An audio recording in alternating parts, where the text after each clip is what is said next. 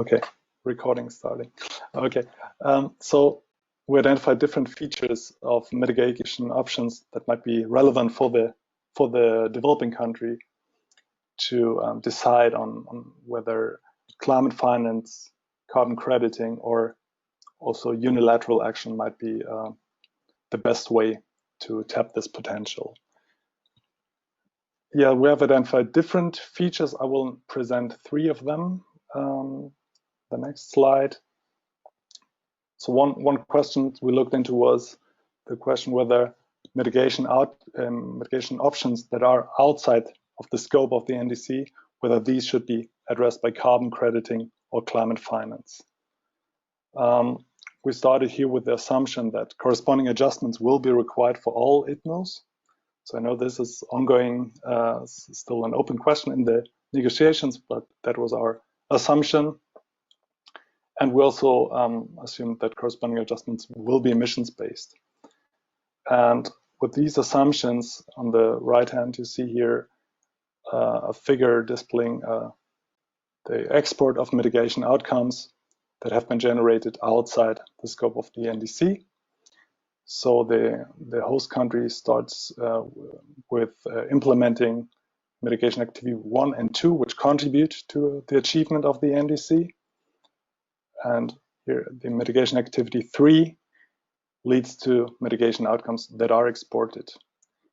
However, this mitigation activity does not contribute to the achievement of the NDC, but it will nonetheless trigger corresponding adjustments and require additional mitigation action, which you can see here in number 4.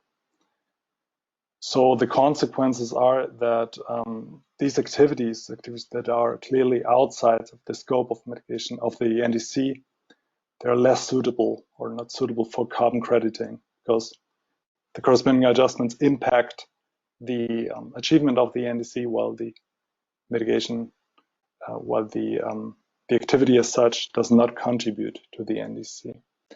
So here there might be a potential for climate finance to step in. Climate finance could address these mitigation options, and there also might be the possibility to do this in a way that these emission sources, are then transitioned into the NDC at a later stage. I think this is one potential climate finance has. We looked into also the relationship between unconditional and conditional NDC elements. Here again, I will not go into the details for this because of time reasons, but I think an important point I want to highlight here is that the type of conditional target that the host country has adopted, that really can impact the suitability of mitigation options for being targeted by climate finance or carbon crediting. So here on the left hand, you see the countries that have adopted a go beyond conditional target. So they have adopted an unconditional target and promise to go beyond with as a conditional target. Here, carbon crediting and corresponding adjustments induced by carbon crediting so the activity would impact both targets. It would assist in meeting the unconditional target and the conditional target, and the corresponding adjustment would also impact both targets. So this is quite straightforward. But in the second example, where a country that has adopted a conditional action, so the conditional element of its NDC is clearly separate from the unconditional target. Here we see less suitability, this activities being less suitable for carbon crediting because the corresponding adjustments would impact the unconditional target, while the activity as such would not contribute to this target. So we looked into these different types of conditional, unconditional targets and how this might impact the suitability of mitigation options. One further example we looked into was the contribution of the mitigation option to the transformational change process. So you might be familiar with this figure here, the S curve of the transformational change transition curve, which has 4 phases: a pre-development phase, a takeoff phase, acceleration phase, and the stabilization, with which goes from a low degree of system change to a high degree of system change. And one question we asked was whether there are differences in terms of how carbon crediting and climate finance can contribute to this transformational change process. And we found that carbon crediting is less suitable to support this first phase, the pre-development phase, but there's more potential for phase 2, for the takeoff phase, because carbon crediting requires an immediate mitigation impact, and there is also financial means, and also the appetite for high-risk investments are limited, and these are needed for phase 1 of this transition process. So here you see that climate finance is also can contribute to this first phase, to this pre-development phase, while also being suitable for phase 2 of the transition process. So you can see here a complementarity between climate finance and carbon crediting before domestic action steps in at later phases. So what are the key messages and findings, main message from our ongoing research? I think what is key here is to see that climate finance first strategy, that this is not viable. As I said in the beginning, countries have to consider all options when developing their strategy, how to contribute to climate change mitigation, and they have to consider the individual features of mitigation that impact the suitability of mitigation options. And this, in our view, is relevant for host countries, developing countries, to decide whether they want to use climate finance, carbon crediting, and unilateral action, and how to combine these different possibilities. So there are different features of mitigation options, and these features can support the development of a strategy and the decision-making process. However, this of course requires, you said it in the beginning, Misha, I think, requires strong domestic capacities. And so first, you need robust data, of course, inventory, also being aware of the limits regarding the own inventory, regarding granularity, for instance, how this impacts the accounting and the export of it most. Countries also need clarity about their NDC and, of course, also their long-term development strategies. And this, in the context, is really clear. One word regarding on governance. In our view, it is really important to see that there's really a strong need for coordination and oversight to coordinate these different processes, and to have a coordinating entity aligning these different activities. These processes can be supported internationally. So countries that are in the process of currently negotiating Article 6 proposal, for instance, I think it would be really important to have an independent institution assisting them in this process. So this could be one possibility, but then also to strengthen the south-to-south knowledge and the exchange of experiences. I think it will be key to assist developing countries in this quite challenging task ahead. So thank you very much. This was it. Thank you, Nico. I think we can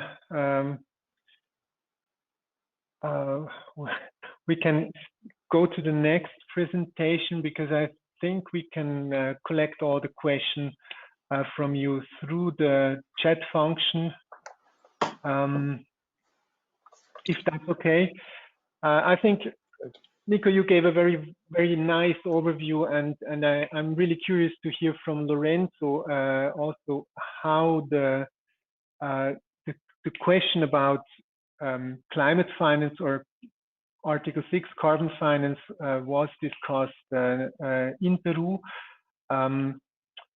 In that sense, I think it's really, you made it very clear that climate finance or showed very nicely how climate finance and carbon finance can play different roles in the whole menu of measures. And I'm really curious now to hand over to Lorenzo Eguren from the Peruvian Ministry of Environment. And yeah, try. Hello, thank you. I'm going to share my presentation. Let me see. First, okay. Yes. Yeah, it's working. Perfect. Yes, it's working. And let me see.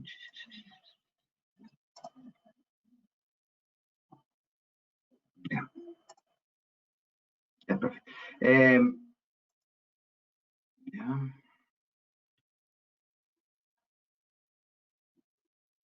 Yeah. First, I want to thanks to the invitation to this workshop. I think the presentation of Nicolas was very interesting, but so I would appreciate if you can share the presentation of Nicolas. And I don't know if there is a paper behind of that presentation. It will be very useful for us. Well, I want to talk about Peru experience with Article 6 cooperation, but I want to say that we have a previous experience with a CDM and voluntary market. And I think as a whole evaluation, I think it was a good thing for Peru carbon markets. And about the CDM, for Peru, we introduced, for example, the technology of landfill gas to energy projects. We, with the help of the CDM, we did a lot of renewable energy projects. For example, the first wind farms, solar energy was done in part thanks to the CDM. And also the first combined cycle thermal plants in Peru, bagasse to energy projects to the grid. It's true that Peru, we more than 100 years ago, we do cogeneration in sugar plants, but no one was selling energy to the grid. To do that, well, there was a CDM project. And in the voluntary markets were very, very important for conservation of Peruvian forest, especially RED+ projects. So we see carbon markets very useful for us. And now with the Paris Agreement, we have this problem. Well, yeah, this is a new problem that the Kyoto Protocol didn't have. That is that also Peru have commitments. So we have to be very careful of what to sell and what to keep to the Peruvian NDC. And Nico talked about the distinction of climate finance and carbon markets. And that is very important because in Peru, some people, there is a confusion because they consider carbon markets as part of climate finance. And I believe, well, I agree with Nicolas that are different things. So, and even climate finance about the unconditional and conditional part of our NDC is it's not clear how we are going to deal with that. So we just updated our NDC and we said that there is a conditional and unconditional part but the unconditional part can use international climate finance. The difference between unconditional and conditional is that if we use climate finance as a Peruvian policy to NDC compliance, we consider as unconditional. And if climate finance is used for additional mitigation actions beyond the Peruvian policies, we consider conditional. Well, I'm going to start my presentation. I use the questions that Misha sent to us to guide our presentation. And the first question was, how is a national sovereignty to act on climate change ensured? Well, first, we have recently by law on a Peruvian framework law on climate change, where establishes in the Article 55.2 that there is a national registry of mitigation measures that allows to register mitigation actions to avoid double counting. Sorry. To avoid double counting, authorize and record INMOs, and publicly and transparently present the documentation that support the MRV of the mitigation actions. That is very important because we have to have a clarity of what is going to be for the NDC and what is going to be for carbon markets. In Article 55.3, we said that to transfer mitigation outcomes, you need the authorization of the National Authority on Climate Change, which is the Ministry of Environment.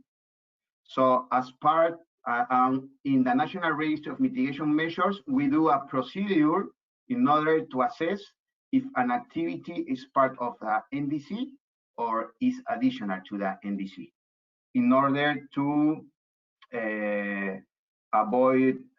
in order to ensure environmental and integrity and don't mind our NDC.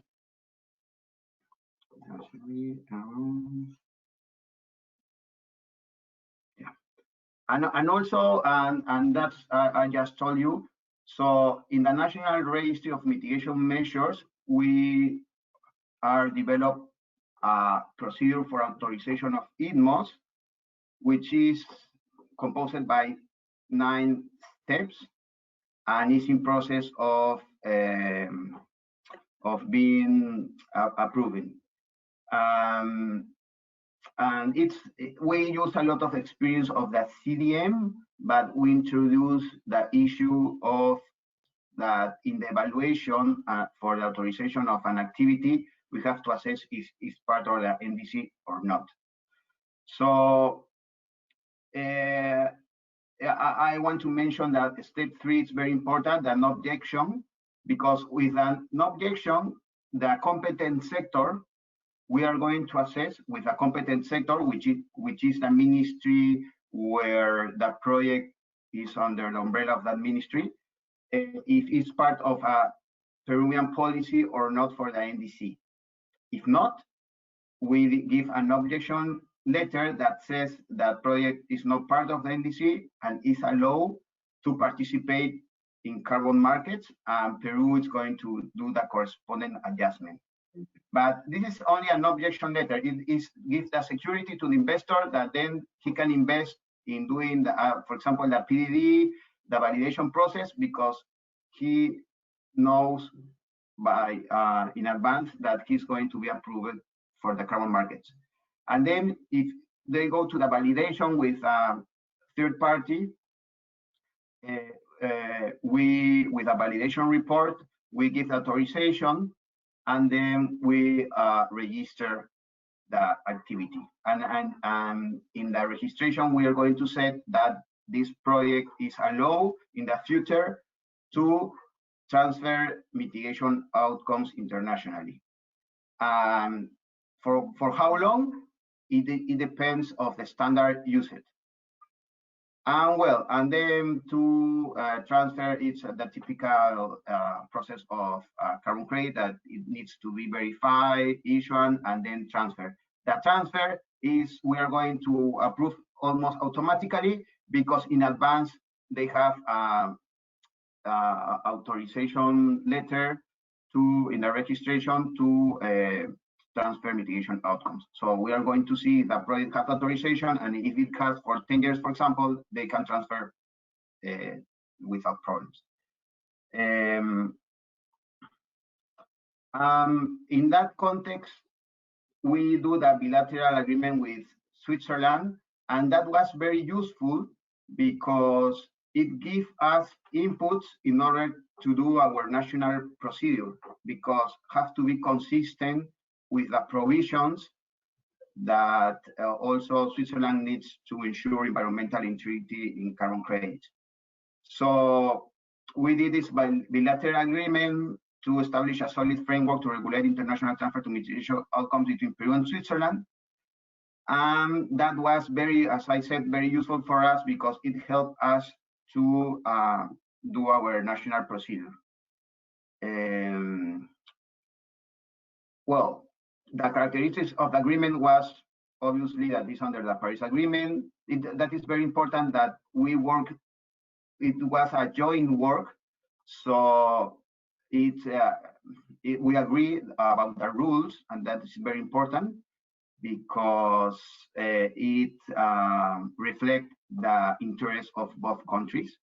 And it's a typical buyer country and a typical seller country. So in order to be an agreement about how to deal with carbon credits and carbon markets was a good thing, I think. We established modalities and procedures to establish a framework of rules and procedures to recognize INMOs. What was very useful for the establishment of our national procedure. Each country can be transferor or receiver of mitigation outcomes. It's no exclusivity that Switzerland is going to be the buyer, not necessarily. Peru can also be buyer.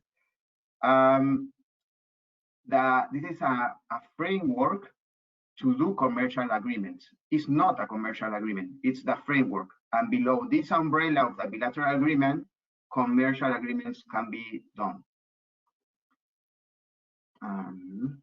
And that was very important because for us, it was a risk that the government interfere in private commercial agreements. So we need only to do clear rules about the market, and then the commercial agreements have to be between privates or between the buyer and seller. The government, for us, should not interfere on that.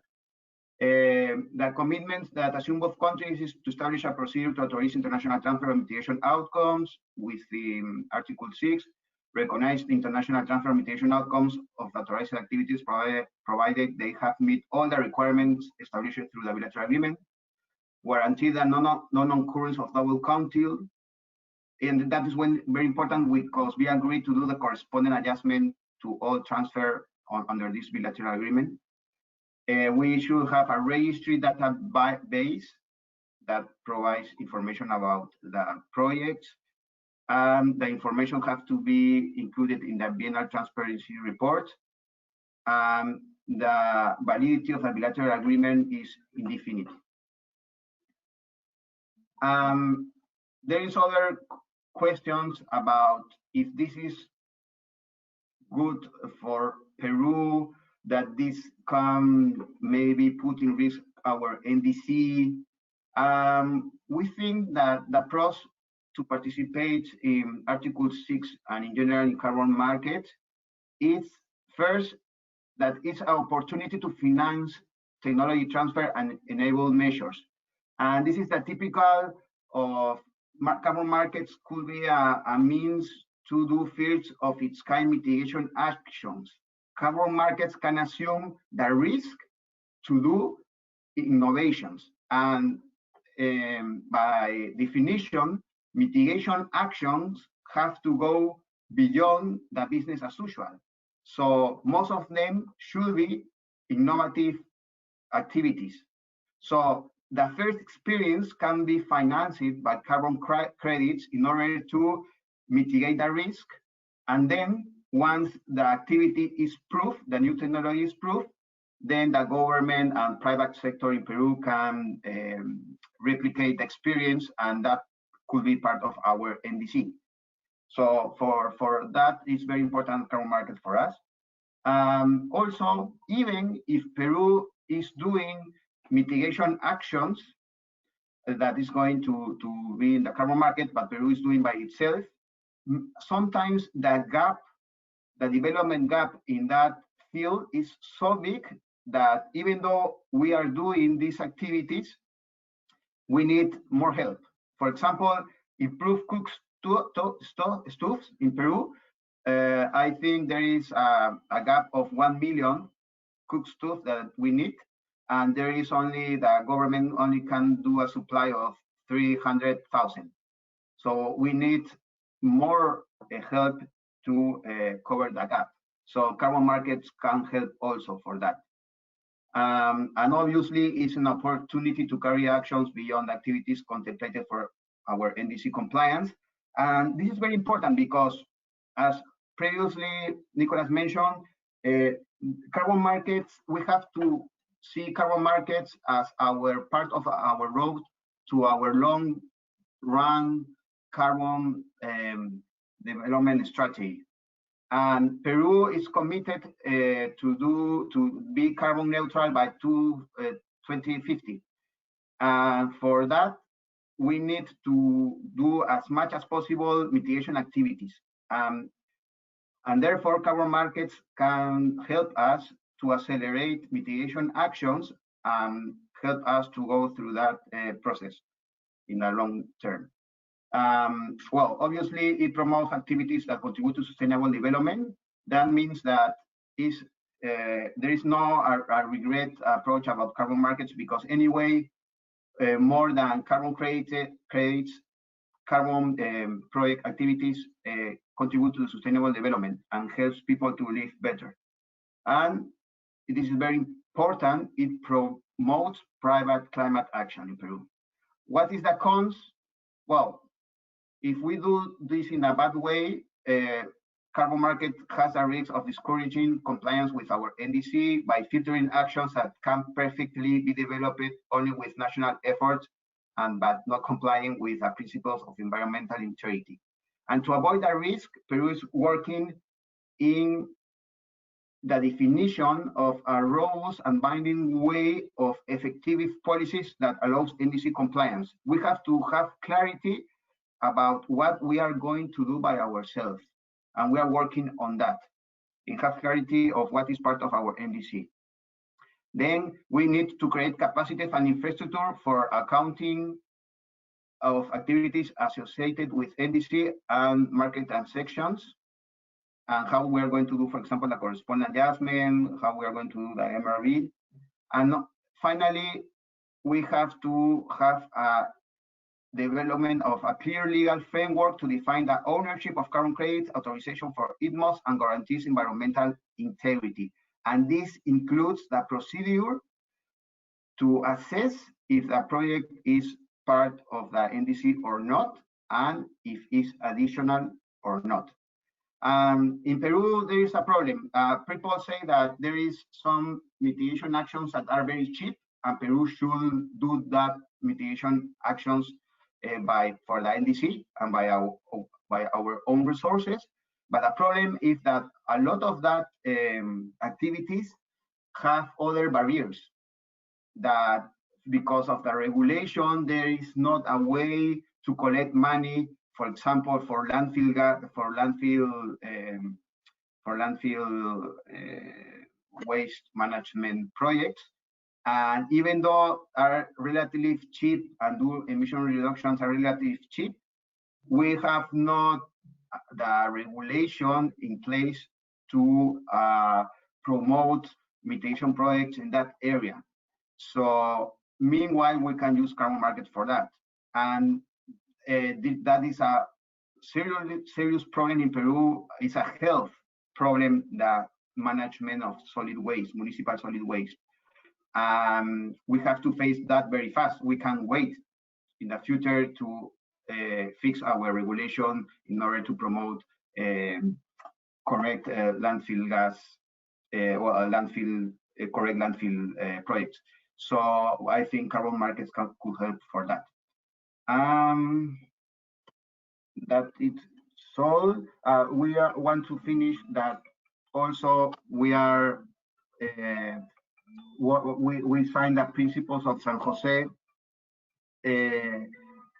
of carbon markets in order to share our views of how the markets have to work in order to ensure environmental integrity and help us to fulfill the goals of the Paris Agreement.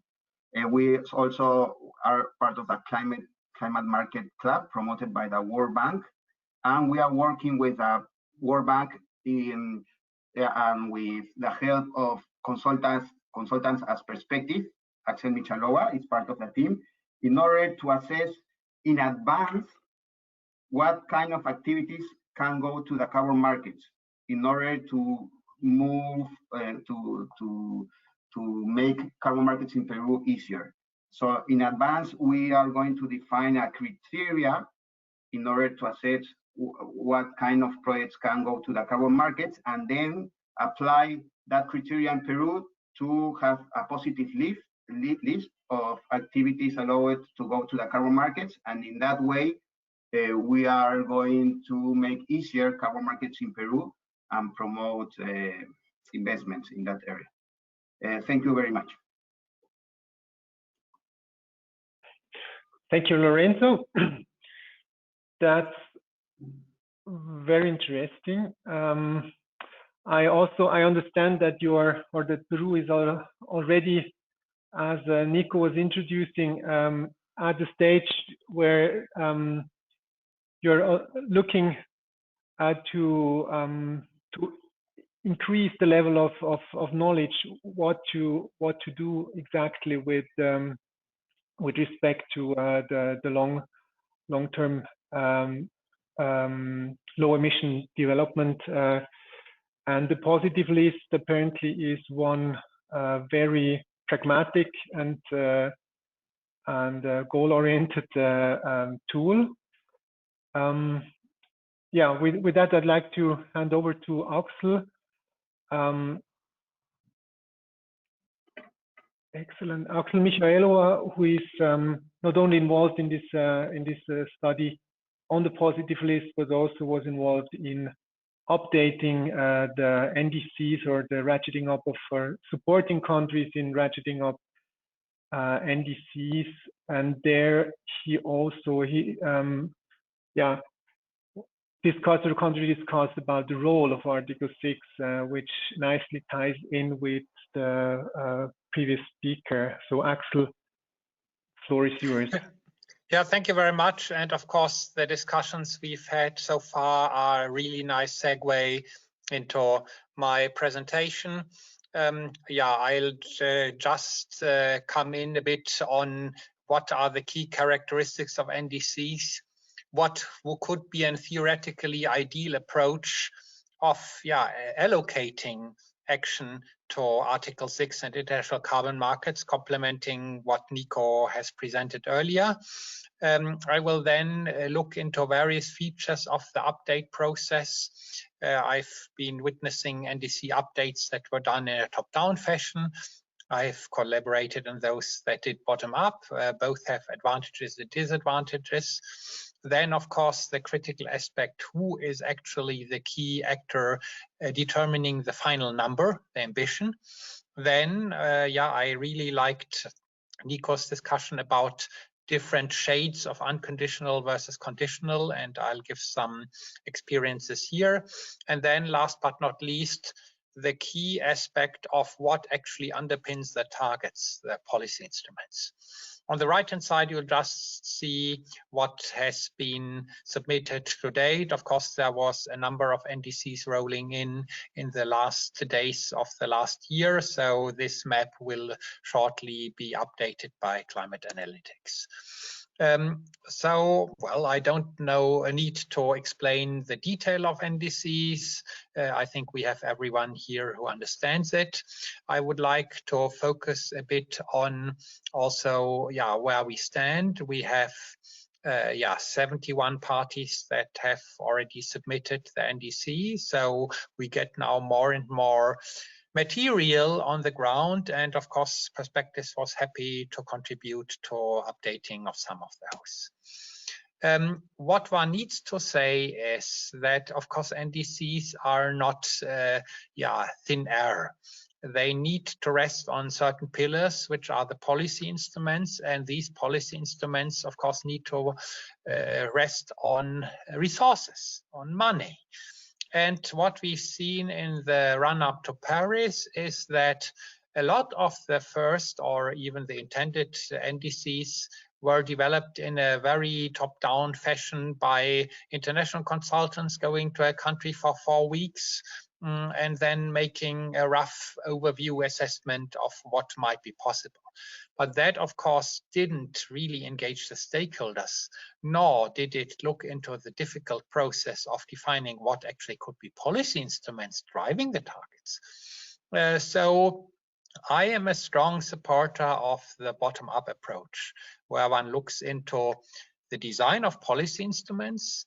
One needs to consider the barriers, and I liked what Lorenzo said about the additionality and the regulatory barriers. That's a critical aspect of the policy instrument design.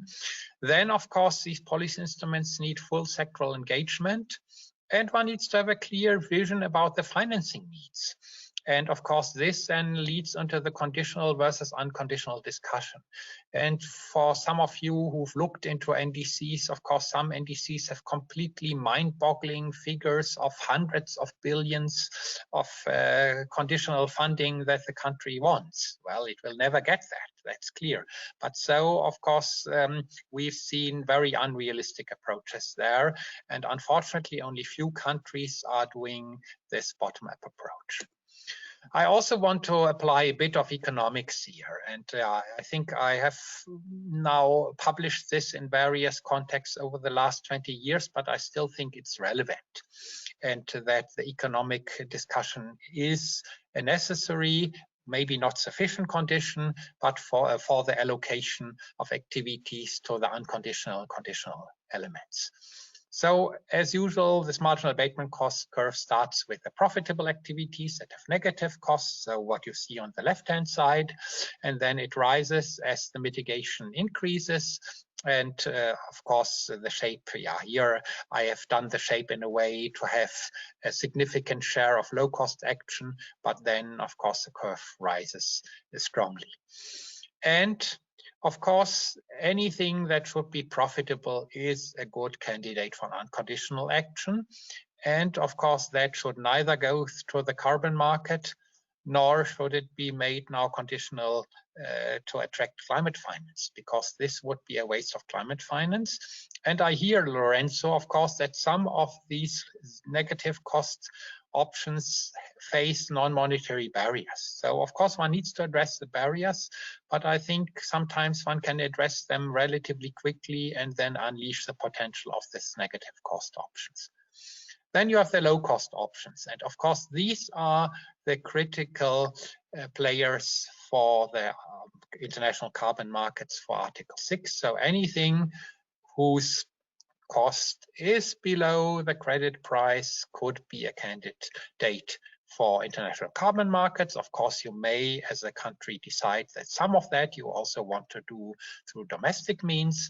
But yeah, this is then, of course, a political discussion, what share you want to provide to the carbon markets and what share you do unilaterally. And of course, the more you do unilaterally, the more expand the unconditional part, the higher your ambition. And that, of course, is great. But it's clear that it's an important political discussion to agree on this allocation.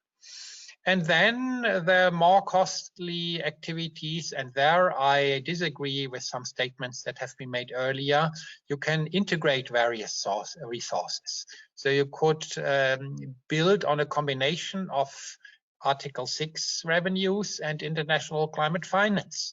because I think that the iron curtain between these different resources was not really conducive to mobilizing mitigation in the past.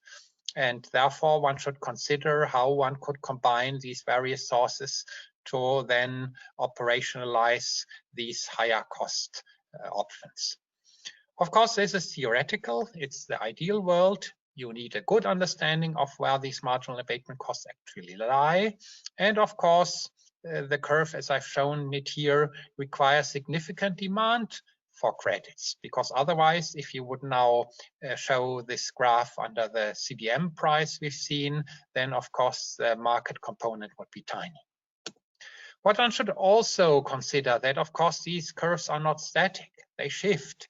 And ideally, of course, one would hope that they shift downwards over time, so that the stuff that you can do at zero or low cost gets more over time. And of course, that you take this into account. For example, if you define a positive list, this positive list needs to be a living document. It needs to be able to change over time.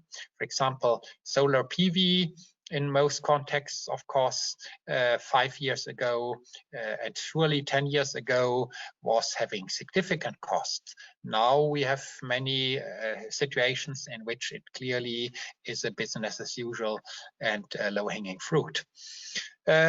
And I would think that in terms of the regulatory instruments that one could apply, the regulation fits neatly to actually mobilize the negative cost options. And again, I think Lorenzo is completely right that there needs to be a focus on removing any barriers and then incentivize, of course, through the right type of regulation. Whereas those actions with positive costs, they are excellent candidates for carbon pricing. Of course, you need to ensure that you can manage your economic lobbies, and especially anyone who's worked in industrialized countries on climate mitigation policies knows how difficult this can be. Now let me come to the update process and the top-down versus bottom-up. And we've been working with Morocco and Ethiopia.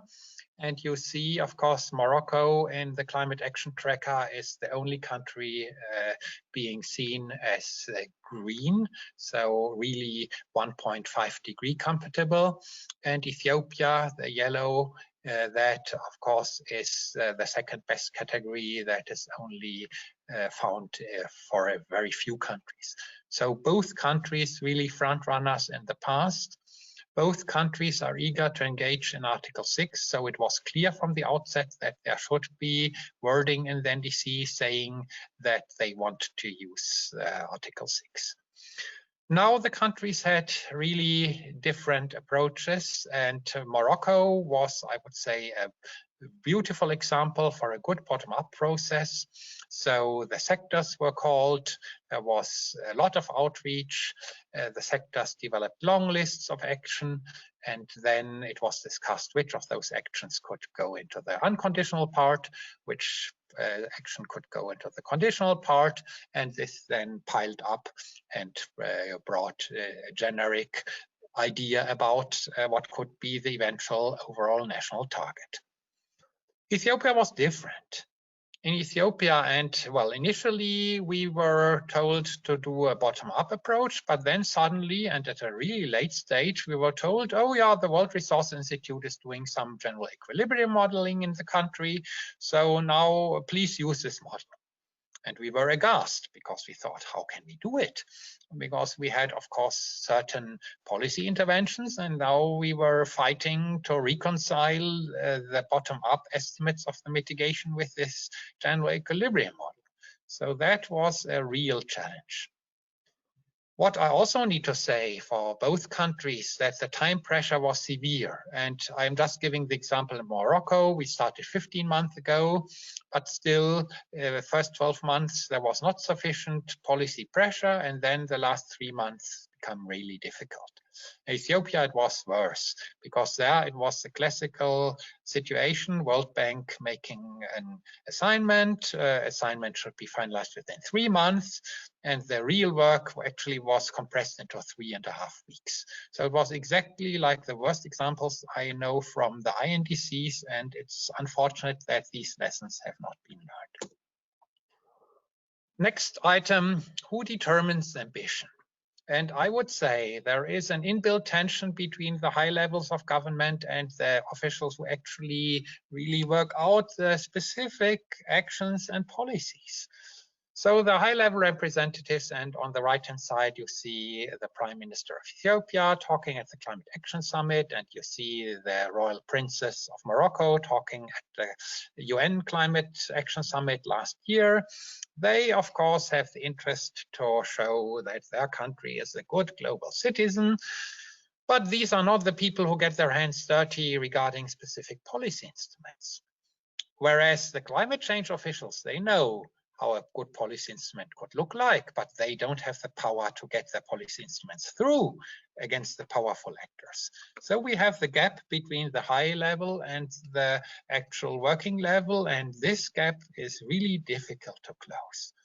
And of course, also this leads to what I would call the beautiful number phenomenon, because the policymakers, the high level people, they like a number which is nice, easy to understand, and of course they want that the number is bigger now for the ratcheting up reason. But what they don't understand, and what was exceedingly difficult to explain, that if the baseline changes, it may well be that a smaller number now generates a higher level of ambition. And we had this in both Morocco and Ethiopia. Here I'm giving the example.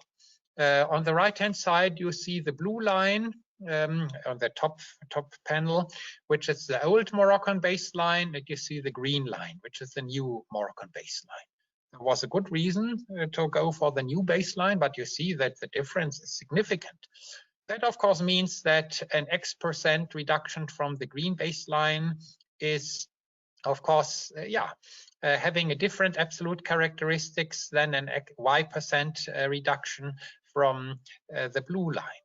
And this actually took up quite a lot of time in high-level meetings. And I think this problem will plague the ratcheting up process in a very long term. And of course, also, again, the mainstreaming of baseline development into the NDC process has not been able to be done even in these frontrunner countries.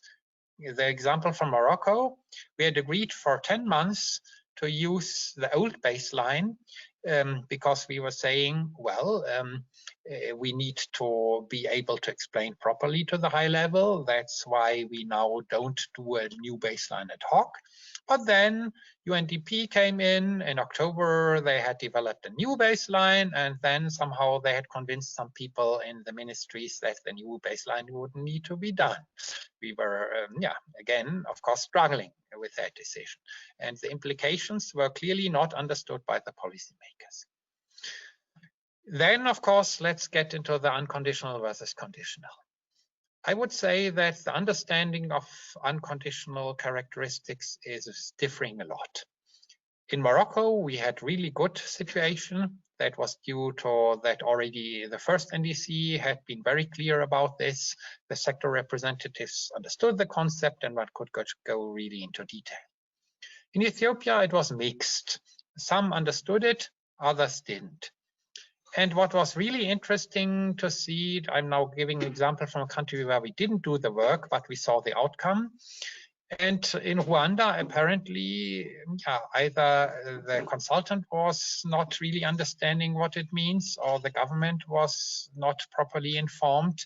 But what they did is they put entire sectors into the unconditional component, for example, cook stoves. And I know that there are many players in Rwanda working on carbon market action in the cook stove sector, who clearly want to continue. And also the government representatives I know give the impression that they want to continue. So this, of course, is an eye-opener, and I wonder what the country will do. Now, before coming to the end, I want to get into the policy instruments. And I would say that even in the most advanced countries, we have an absence of specific policy instruments. In Morocco, it differs from sector to sector. So we have a very good approach for renewable energy, where there is a dedicated agency that has a clear understanding of how they finance their renewable energy projects.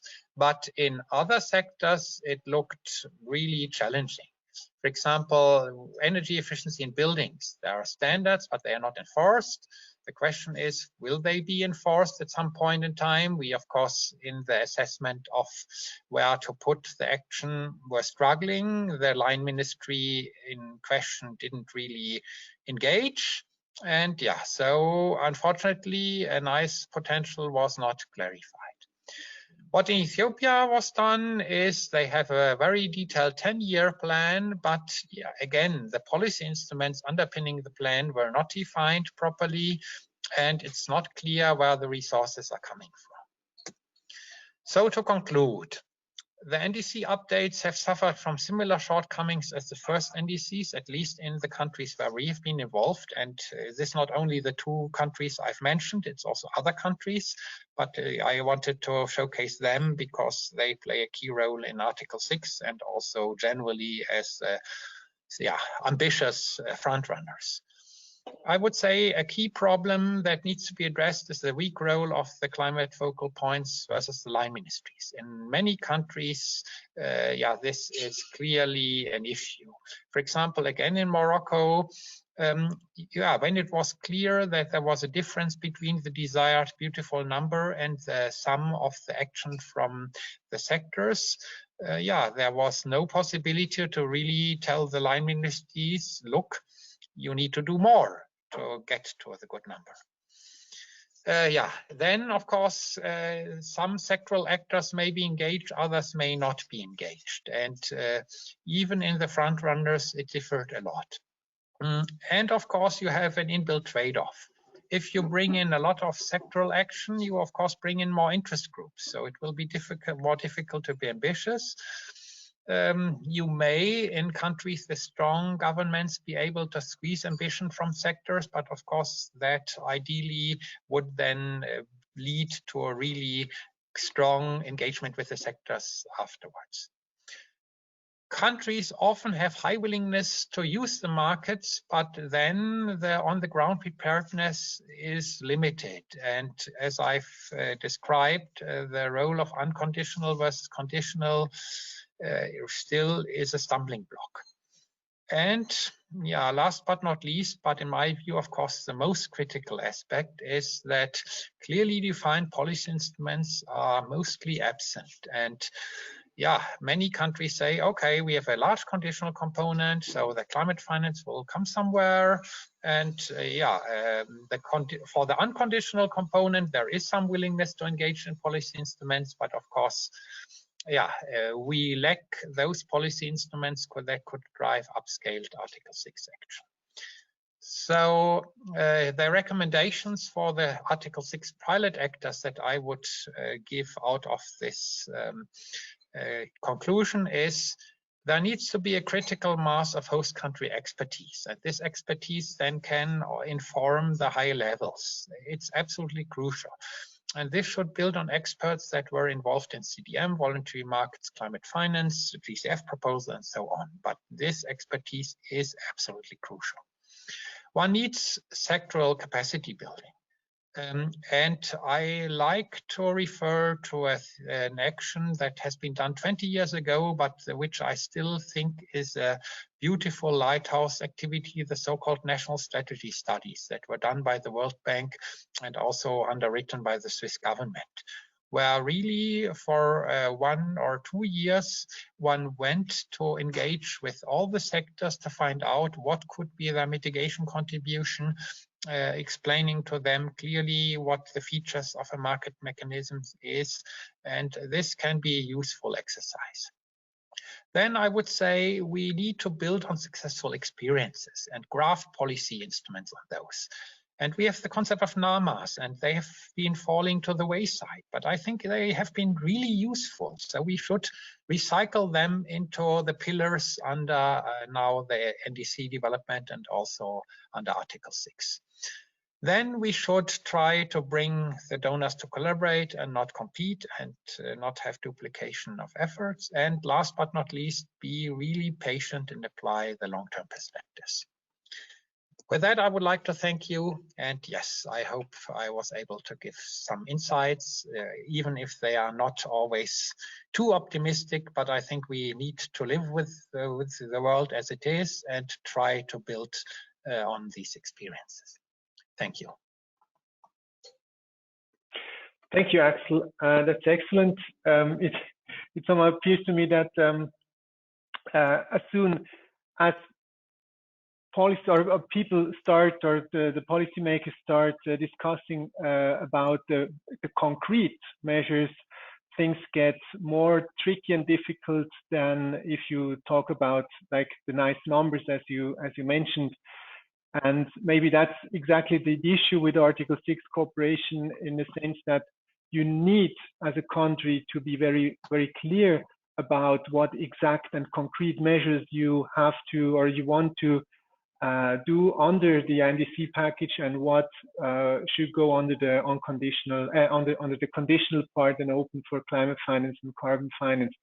And the level of concreteness drives a discussion on the political frame, as Lorenzo was alluding to, that you have to discuss with the line ministries what is their commitment in the whole context. And this, of course, is a completely different discussion, a politicized discussion, than you as a consultant may have.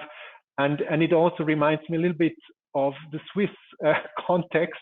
Also, Switzerland has this kind of discussions in its national CO2 law.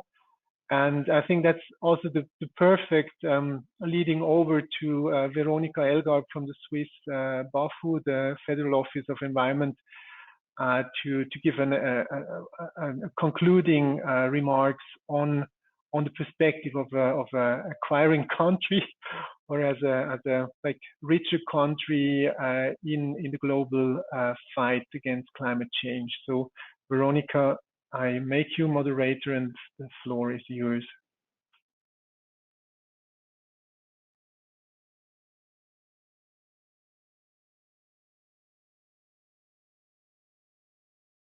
Hope that works, and you're still on mute.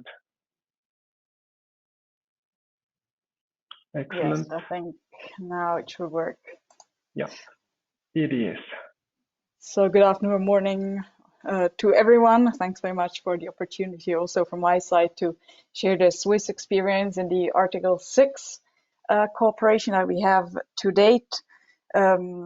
Let me start off certainly with, I think, a very positive note, and that is to congratulate Peru for its updated and enhanced NDC.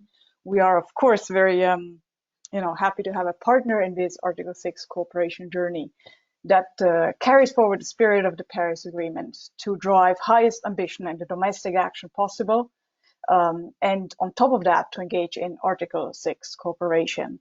That is very much, and I just need to go to the next slide, I think should work now, where we see Article 6 coming into the contributions towards to combat climate change. From Swiss perspective, certainly is an opportunity to drive enhanced global action and to contribute to sustainable development.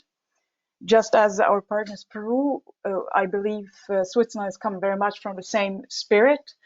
Switzerland has NDC of minus 50% by 2030 compared to 1990 levels. It was always clear that this will not be met by domestic policies. And in this fall, a few months ago, our parliament has actually increased the foreseen and now defined domestic share of our contribution to close to 40%.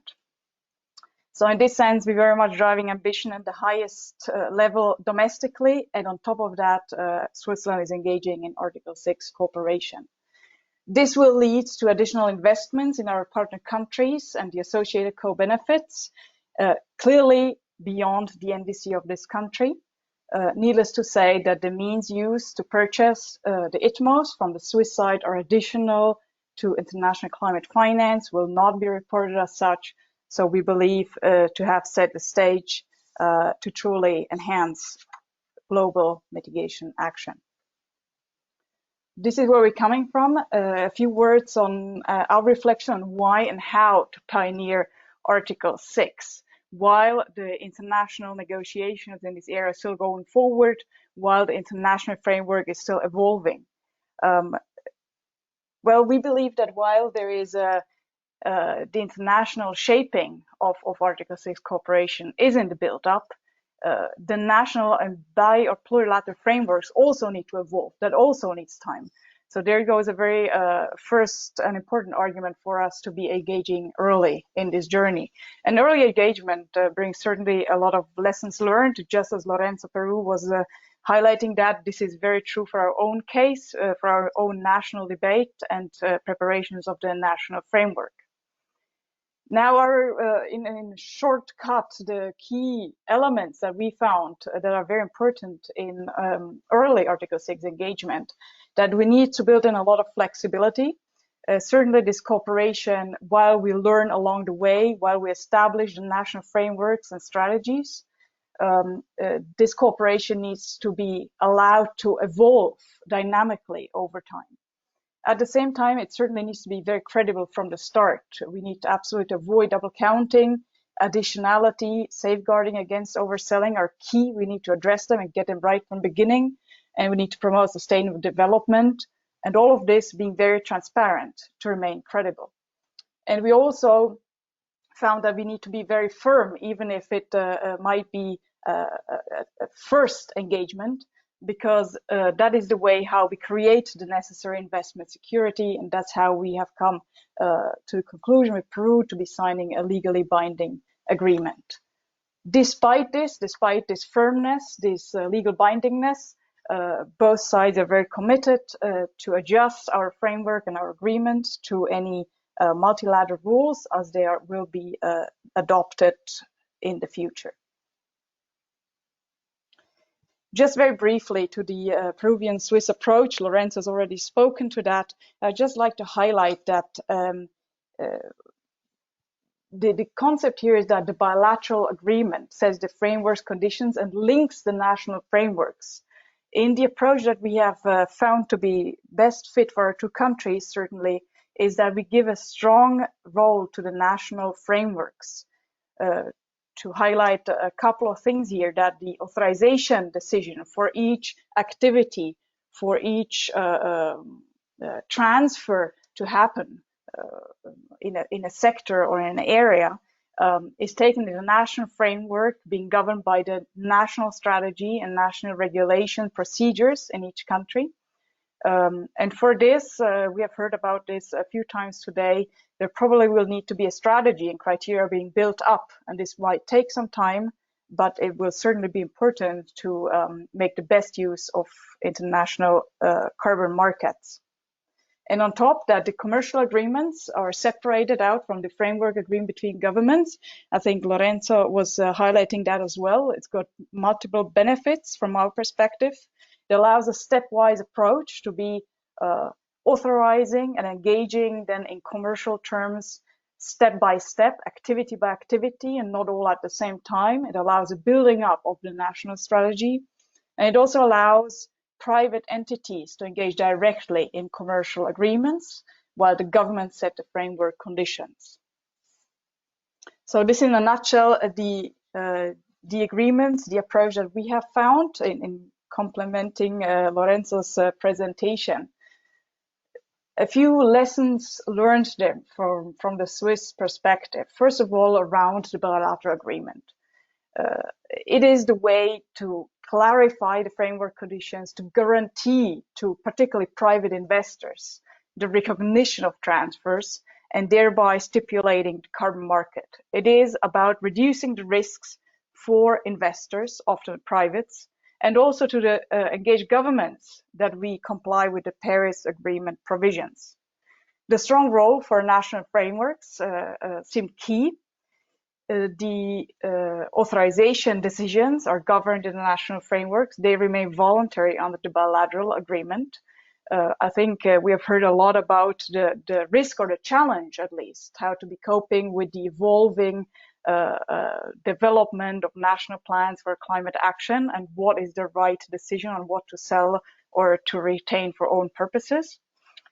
And this decision, be governed in the national framework, allows for building up and evolve a national strategy on what to sell and what to retain. So it brings in the flexibility time-wise, and it also allows the country to prepare itself to participate in various international systems and mechanisms. Peru, as well as Switzerland, it's very likely it will not just cooperate in this one bilateral framework. I think it's very fair enough, and we both need to prepare our national frameworks to be fit to participate in whatever system is suitable for our countries. So the strong role for national frameworks has, in our view, multiple advantages. Of course, it needs to come back together in this legally binding bilateral framework where we set the main rules of the games and ensure environmental integrity and promotion of sustainable development. Some of the built-in flexibilities here I've spoken to, what is being authorized, what type of activity from which sector remains flexible in the agreement and can be taken through the authorization decisions. Various sorts of corporations are allowed, not just for the purpose of NDC achievement, but for any other purposes, including voluntary climate targets, and also secondary transfers to allow such engagements as we will see how the carbon markets will develop. Another slide on our lessons learned regarding national frameworks. Given they have a strong role, of course, we need to prepare them and be aware what is entails for each country. Now, from our experience, I believe there must work be done so that national frameworks are fit for Article 6 cooperation. But at the same time, many institutional arrangements are already in place. I don't think it's a task that is unmanageable to be starting off quite early with Article 6 cooperation. One big thing certainly is the authorization decision, which is also not to be compared, I think, with any such procedures in the carbon market up to 2020. So there needs to be procedures being set up for this decision, such as interministerial consultations. There needs to be some capacity to evaluate authorization requests, certainly, when they come in. Very helpful in this regard is a strategic decision basis, specific criteria in some cases. And all of this certainly benefits if it's anchored in a strong national framework. Because then these procedures do not only depend on the bilateral setting, but make the country fit to participate in any international mechanism very firmly funded in its national framework. In the cooperation, as we have no UN body or procedures in place in Article 6.2, certainly there is some tasks to be done by the government, such as the examination of transfer requirements. Again, this will require some resources. That is very clear. The tools to be in place, how we have designed it, are at the minimum level quite a few. We need a database to recognize transfers. This can be a national registry where it is in place. It can also be any other international tool that each party may decide to use. Once we will be issuing credits, certainly the requirements for this tool become a bit more complex, and we've decided that we need to jointly use one registry, which could be again be an international one or a national one that we jointly use. So in the minimum, I think such a cooperation can work with quite limited instruments. but of course, we benefit in the cooperation from matured and elaborated instruments. Finally, what is required in cooperation is the reporting towards the Paris Agreement. Here, it is merely integration of the recognized transfers in the reporting towards the Paris Agreement that's mostly in place. There will be annual reports, and certainly we have the biannual transparency reports that each country needs to undertake in any ways, and now needs to integrate the information on transfers. Now, in the sum up, so I would say that it does need some evolvement and elaboration of national frameworks. This is equally true for Switzerland, but many things are already there, and it does not seem impossible to do to start off with and collect the early lessons learned from early Article 6 engagement. Certainly, we recognize as Switzerland that the establishment of such national frameworks does take capacity and does need some resources. And we are very glad to be participating in various institutions and initiatives supporting such establishment of national frameworks. And finally, that is my last slide, a few lessons learned on the enhancement of global ambition. As I said in the beginning, this is certainly what drives the Swiss engagement in Article 6, so it is an important one to get it right. Here, at the same time, certainly we have still a lot to learn. So far, what I would draw as conclusions from my perspectives is that two things to be highlighted: national strategies for the use of international car markets are very key. If we do it in a smart way, Article 6 can clearly unlock reduction potentials with high barriers.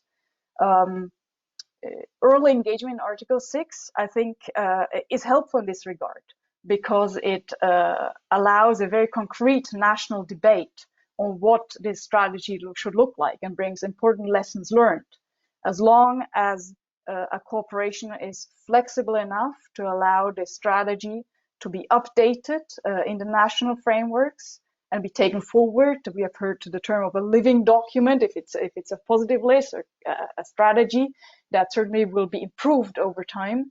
I think early engagement is helpful to drive this national debate. Certainly, we see that the Article 6 activities, maybe of different sorts. They may complement NDC domestic action, or they can be designed in synergy with. From my perspective, it's not such a clear-cut decision of inside or outside, or of all these aspects. I think there is much for us to learn how to best drive the effectiveness of Article 6 cooperation. We will need a lot of international. We benefit a lot from international experience sharing in this regard. And the other one point I would like to highlight is that we need to get it right and do a lot of thinking and work also at the international level regarding additionality and the safeguarding against overselling. Both is key, and I believe for the buyer and the seller side, it is key. To some extent, they're the two sides of the same medal. I think we are actually striving for the same thing. So certainly what is important here to get it right is that the transfer is authorized from both governments. So it's from both sides we'll look at this. It's in the interest of both sides and both countries. I think what we apply and how we consider and how we ensure additionality in each activity will be very crucial, that we're transparent about it, that we remain credible, and we'll learn from this along the way. And I think it would certainly help if also at the international level there will be emerging common understanding on additionality in the framework of the Paris Agreement. Some things, questions might remain the same, and there might be different framework conditions now. And to get this right and trust in that Article 6 is actually driving enhanced ambition, is additional to what would happen, is certainly very important to get and to retain the credibility in carbon markets. With this, in very brief, our lessons learned from the journey to date. Again, we're very, very glad we have Peru as a partner in this journey. because it's truly a joint effort, and we have learned a lot along the way already from our side. Thank you. Thank you, Veronica, and apologies that we ran a bit over time. Still, I think I'd like to take the opportunity to ask if someone from the audience who still is here want to ask a question to Lorenzo, Veronica, Nico. Axel had to leave already. Yes, Maya, would you want to have a go? Yes, thank you very much. I have a question to all. I mean, I know we are running out of time, but to all presenters, sorry, I'll try to limit my questions with one to each. Initially, at the first presentation, there was highlighted that it's very important to have clarity about the NDCs. So how do you see the possibility or the opportunity to cooperate with the countries who has committed like on the BAU scenario and BAU reduction? Because the BAU usually is so unstable and I think kind of unclear also, and it's really hard to track the progress. So how do you see the working here? And this then leads to my another question, maybe to everyone, not to the first presenter, but it's more for the seller countries, let's say. When entering into markets, how you, maybe to Peru, how you determine, let's say in 2021 or in 2023, what are the actions that are beyond the NDC? And then what happens if in 2028 the country sees that it is not in a position to meet its unconditional target? So what happens then? Let's say, I hope it will not happen, but let's say with the Switzerland and Peru, because this is already like started this process. Then I just wanted to ask Peru about the NDC update, because I think it's still a draft. Is it already finalized, and what are the targets? Like, is the Peru following the BAU or it has a fixed cap? And also in here, I was thinking, so unconditional and conditional targets are mostly that all developing countries have. So, but in fact, the unconditional and conditional targets, they are implementing, I mean, they are in parallel implementing. So, for example, is it system maybe in Peru in place, like to track its NDC implementation and to track what are the unconditional and what are the conditional ones and how do they complement them? There was a presentation that there is a system about the ITMOS and markets, but if it's also in the NDC tracking. Then I had a question to Alex Mikhailova. So it's the presentation was quite, I would say it clearly showed the developing countries, because it's so complicated often, and more or less everywhere there are the challenges, there are the uncertainties in the developing countries, and I'm also kind of puzzled how you see the possibility to work with them on the carbon credits. When seeing the presentation, it seems that even the target setting is like it looks like just like guessing, not like truly calculating sometimes, right? So how you see the work with those type of countries. And on the final presentation, sorry for taking so long, so there was mentioning about the importance of the enhanced global ambition, and I fully agree about that, but it is still, at least for me personally, maybe for others it's clear, but not that much clear, because it's for me it might be more for the developed countries. And in fact, if the developing country want to participate on the carbon markets, let's say in Georgia, my interest is like to have as much as possible, to receive as much as possible credits, right? So then it's just logical that the countries would try not to enhance the NDCs, but to keep it let's say, with less numbers in order to be able to participate and to receive as much as possible. So how do you see the developing countries enhancing ambition in parallel to participate on this carbon markets? Thank you. Thank you, Maya. That's a number of questions now. I have to say that Axel Michailova left already. So you may address your question to him bilaterally, but I trust that the other speakers, specifically Lorenzo on the overselling part as well, and Veronica can try to cover some of these questions. Oh, okay. Yes. As I understood about the first questions, once Peru authorized INMOs for a period of time, depending of the creating period of the standard of the selected standard, then we have to fulfill that commitment. That means if we authorize for 10 years, it doesn't matter if our NDC change in 3 years, or it began a policy related maybe to that area. We have to fulfill the authorization to that activity in order to allow them to sell for 10 years. If not, we are not going to give certainty to the carbon markets. So once we authorize, that authorization have to last until the last date of that authorization says. Yes, we submitted our NDC.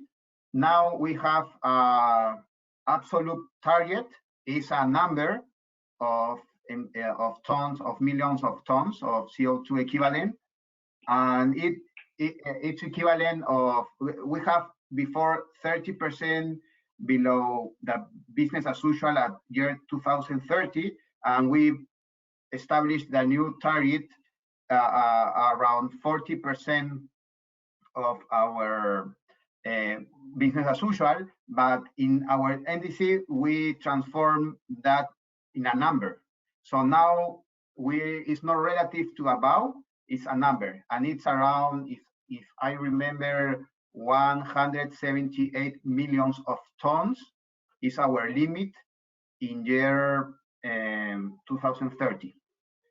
And yes, we put a conditional and unconditional target over there, and we don't have yet a system to track what are unconditional and conditional, and this is very hard to do because the borders are not so clear. So we are in the task of how to track unconditional and not conditional. Unconditional, sorry, that's all.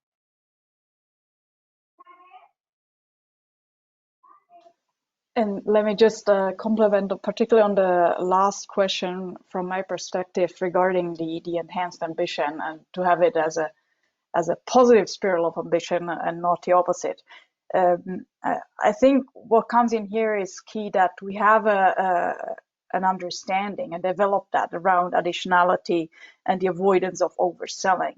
I don't think that anything beyond the NDC baseline, basically, or the NDC target is necessarily suitable for Article 6. I think there's more questions to be asked, and there we have many lessons still to be learned. I mean, to identify them. I see them in additionality and then the avoidance of overselling, to establish these strategies to make it right. Certainly, I think what is suitable for Article 6 cooperation, it has been said a few times, I believe, from different perspectives, that it's mitigation actions that have high barriers in some sort of way. And then I think we are on the good way to enhance ambition rather than vice versa.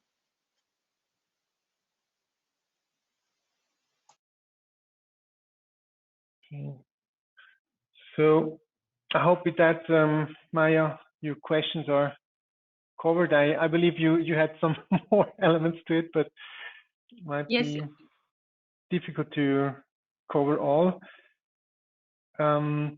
We also have a question from Patricia Dort from Peru with respect to a combination of different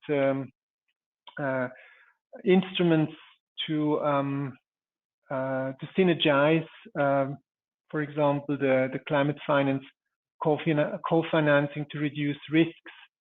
If there is, and her question is if there is like experience with that. I think from my understanding, this is a very interesting way, but I'm not aware that this is very widely employed so far. De-risking elements may be at the level of export oriented transactions from a country to support specific transactions by de-risking investments. But maybe you, the audience, are aware of that kind of transactions. Now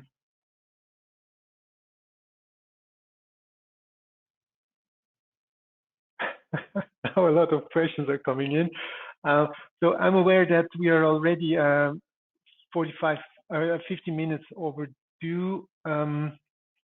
I think we can still have another round, but I understand, of course, if you don't have time to stay. So maybe I give the opportunity to those who want to leave now, and want to thank you very much for participating up until now. And then I'd like to cover the other one. The question of Mayo that was not really answered, as I understood, was what happens if in a transaction between two countries, specifically Switzerland and Peru, as the two countries find that they are not able to meet the obligation, specifically now the case of Peru not meeting its NDC targets. What happens with the transacted mitigation outcomes to Switzerland? That's a very concrete question, maybe to Lorenzo. Okay. Well, nothing happened because it supposes that activity is additional to our NDC. So it doesn't matter if we fulfill or not our NDC. That activity is beyond our NDC.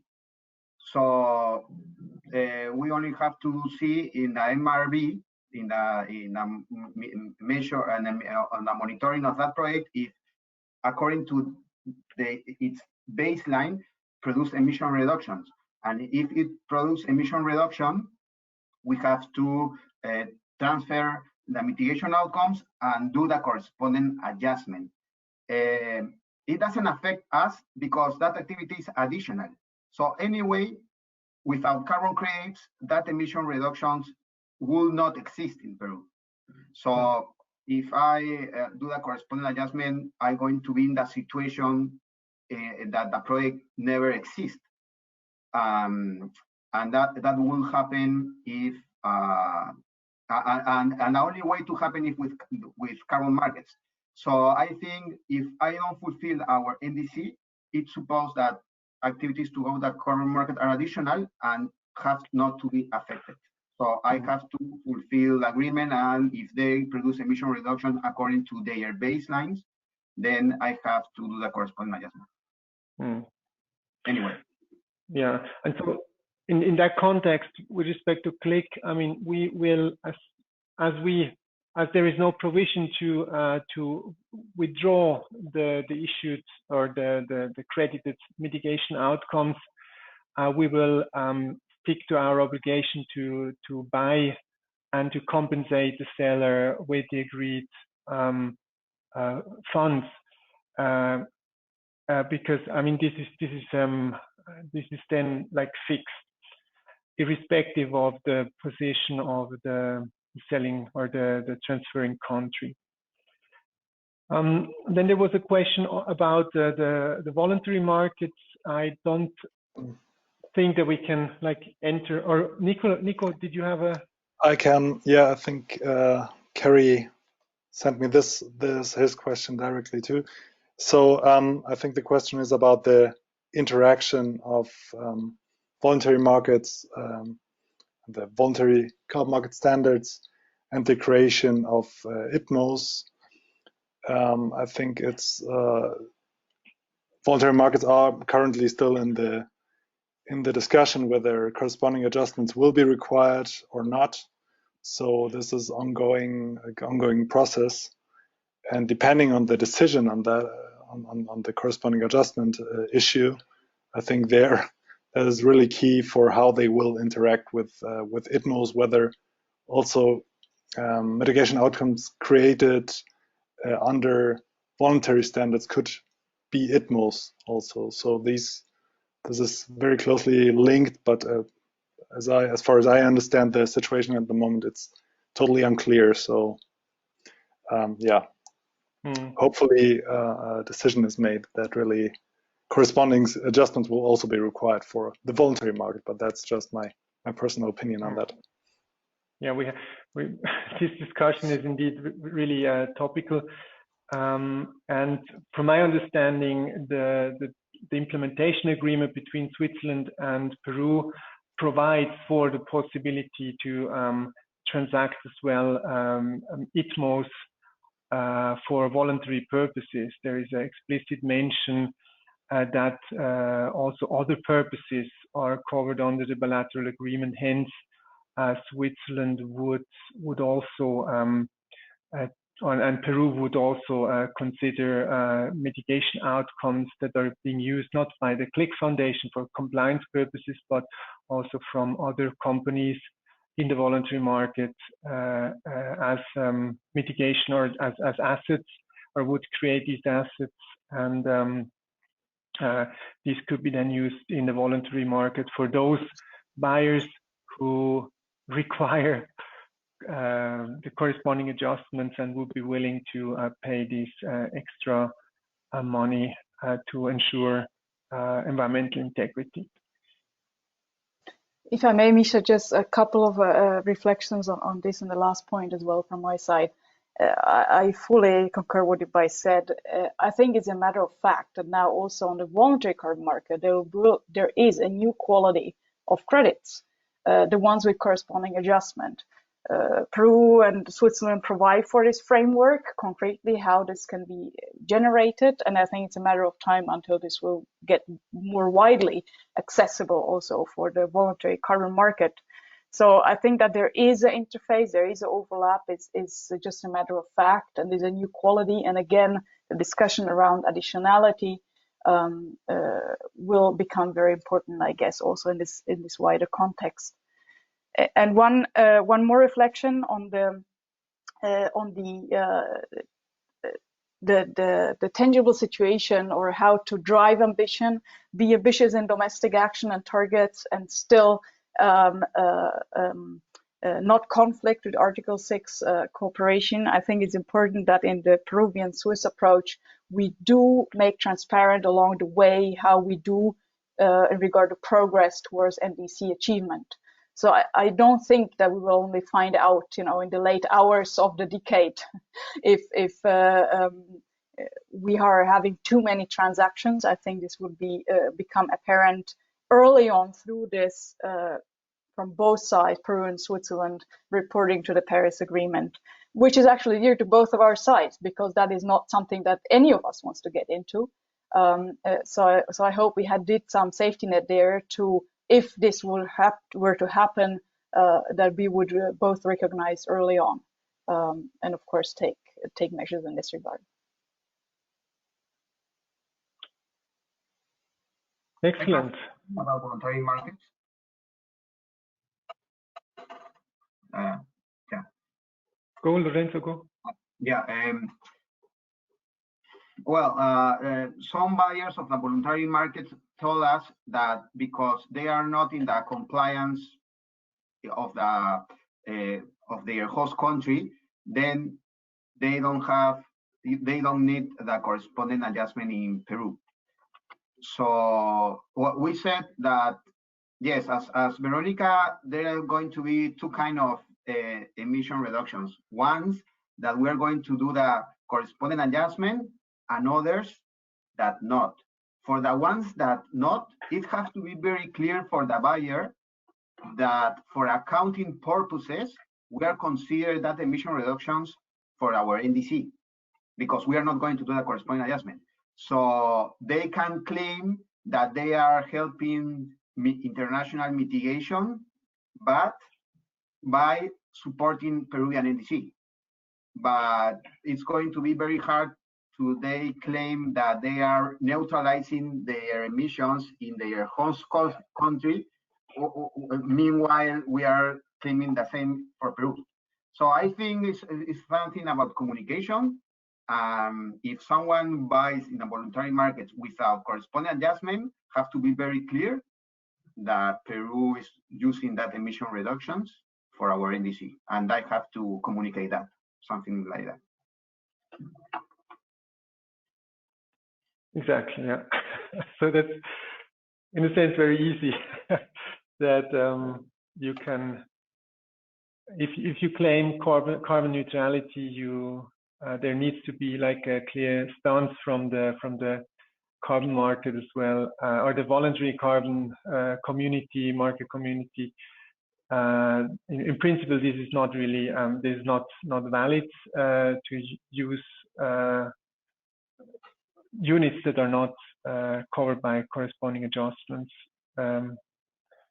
But of course, it's a voluntary market. If you don't claim carbon neutrality, you can, of course, promote activities that go under the NDC of Peru. Excellent. So with this almost half an hour over time, I'd like to come to an end of this very interesting webcast that probably gives food for thoughts and could continue another hour.